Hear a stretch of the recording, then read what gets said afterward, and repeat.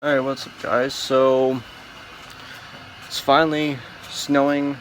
The last 3 of the last 5 days it snowed. Thursday, Friday, and a little bit of Saturday.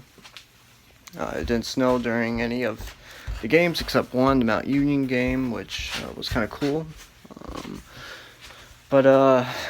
and I will say this, it's kind of cool that Mount Union has become really the first Division III team to get a TV deal. And kind of like a scholarship deal and all that stuff. And it's really cool that people are finally recognizing Mount Union. I mean, no disrespect to Alabama. You know, they just got their 11th straight 10-win season. I get that.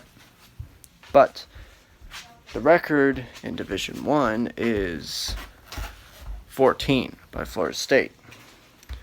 But the actual record that no one else talks about is Mount Union. They just got their 27th, almost double what Florida State did, and it's not really talked about. 13 national titles since 1993. 20 of the last 25 national championship games Mount Union has been in. Almost all of that in the regular season, they've gone undefeated. They've only lost 2 games in the regular season since 1994. One in 2005 and one in 2016. Before the 2016 year, they had 21 or 22 straight seasons, or 23 straight seasons with no more than one loss. No more than one loss. Alabama has had 3 straight seasons with 14 wins.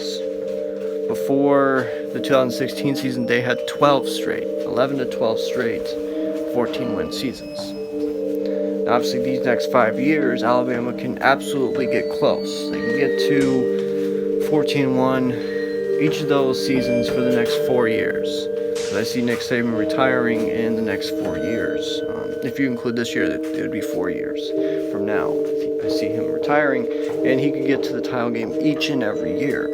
And they could get 14 wins each of those years, which would mean 8 straight 14-win seasons. Which obviously no one will get close. Alabama will definitely pass. They will definitely pass Florida State for the most 10-win season. They'll get to 15 before he retires. And then Clemson will obviously get to, because I think 2010 was when they started, so that would mean, so that's 18, so that's 8, so by the time Nick Saban retires, it'll be 12. So Clemson will kind of be the new Alabama, and really nothing can beat them in the regular season. Because once Nick Saban retires, I think that first year, under whoever, they will kind of bring back to reality. They may still get 10 wins, but it'll be more so around 3 losses, 2 to 3 losses.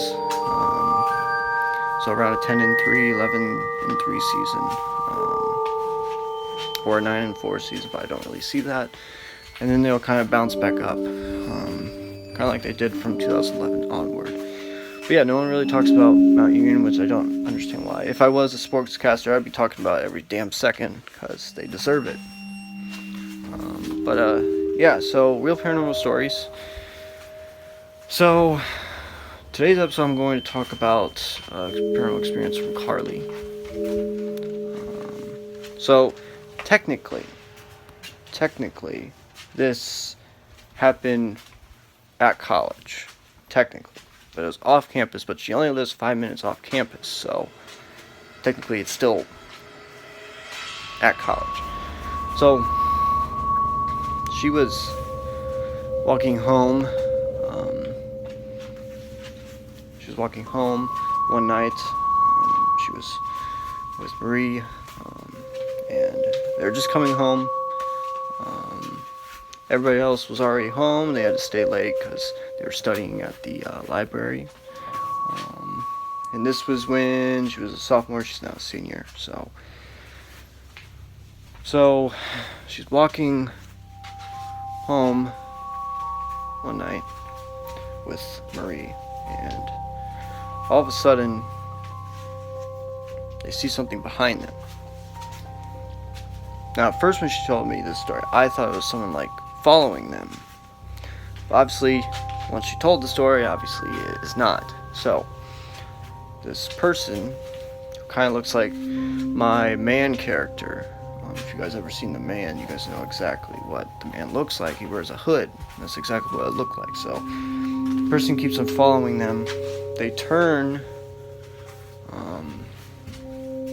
and they're going right to their house. So as soon as they get to their house, the person just stops and just sits right outside their door. That was Asta. He itches his ear all the time. Don't know why, but he does that. So they close the door, and he's just sitting about 20 feet away from the door, just staring. So obviously everybody goes to the door. They all come outside and they say, "Leave." So they close the door, and the person's gone. Now, first I thought it was just a creepy person, all that stuff. But now, basically, the best way to describe the way their house looks like, if you turn around, you can see the kitchen, but there's a window right across. So it's kind of like in Halloween H2O, where there was a door, and then right behind them there was either a door or a window that you could absolutely see through. So they turn, and there's the hooded figure right outside their window, about five, maybe 8 feet away from their window.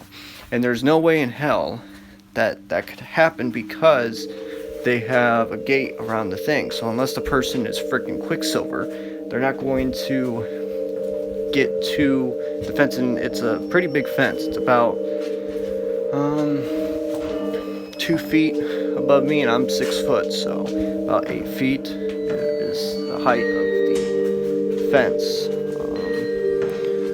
Or the way to describe it, it's a really big fence, because you're allowed dogs there, so they want to make sure that the dogs are safe and all that stuff. So yeah, so they see the person, they obviously get freaked out.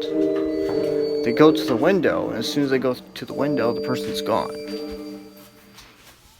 They turn around, and the person's right back at the window again. And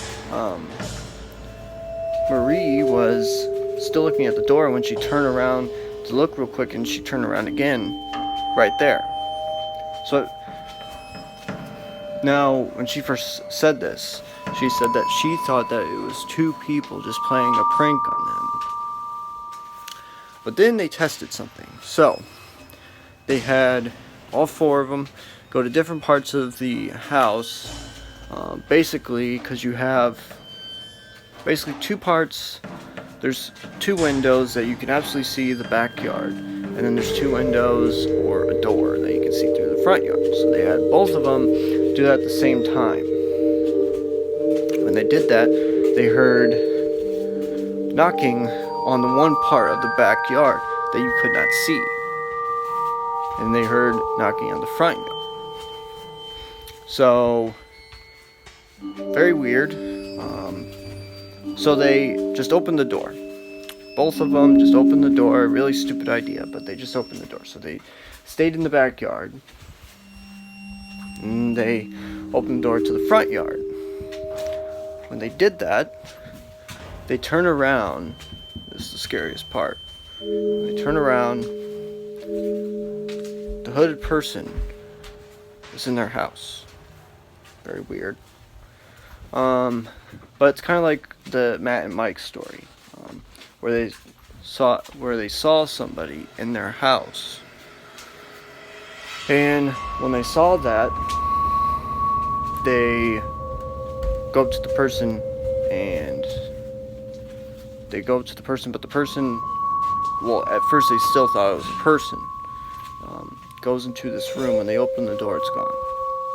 There's just no way, because the room that the person went to, there is no window, so there's no way to get out. So the person went gone. Never happened again. There's been probably 5 to 10 experiences at that house. Very weird. But it's one of the creepiest experiences ever, because it's one of those, possibly it's a residual haunting, because residual haunting is like a tape recorder. playing back and forth, and just playing over and over and over again. So maybe it's like that, where basically it's just doing its same routine every single time. The following, going from place to place, when it's not really doing place to place, it's just doing its routine. So yeah, really creepy. But yeah, so make sure to like and subscribe. Next week I'm going to be talking about either a story of Jamie's or a story of mine. So yeah, so make sure to like and subscribe, and I'll talk to you guys later.